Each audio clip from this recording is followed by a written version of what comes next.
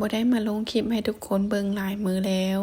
ซึ่งคลิปนี้นี่แตงก็อัดไว้ตั้งแต่ 2-3 มื้อที่แล้วทุกคนก็จะมีเวลาพักกับมื้อนี้ก็เลยว่ามาลงคลิปให้ทุกคนเบิ่งซึ่งมื้อที่อัดคลิปนี้ก็คืออยากกินซุปผักแวนเด้อทุกคน เพราะว่าแตงบ่ได้กินหลายมื้อแล้ว ปกติอยู่เฮือนนี่ก็คือบ่คาดซุปผักแวนนี่เกือบว่าทุกมื้อแต่ว่าช่วงนี้เป็นฤดูกาลของผักกาดซ้อม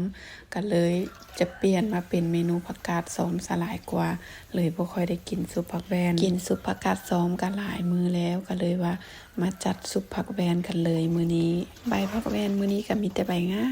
มๆได้มาจากตลาดน้อยอยู่แถวไกลบ้านนี่ทุกคนสูตรการซุปผักแวนมื้อนี้ก็คือจะมาล้างแบบนี้ทุกคนล้างให้สะอาดแล้วก็จะไปใส่ในหม้อเลยใส่เข้าไปแบบนี้เลยเด้อทุกคนแต่งจะบ่ได้ใส่น้ำเด้อเพราะว่าเวลาเราไปลวกแล้วน้ำมันจะออกจากผักมาเองซึ่งหลายคนก็อาจจะเอาไปนึ่งเอาก็ได้เช่นเดียวกันเด้อแต่สูตรของบ้านแตงก็คือจะมาลวกแบบนี้เลยจะ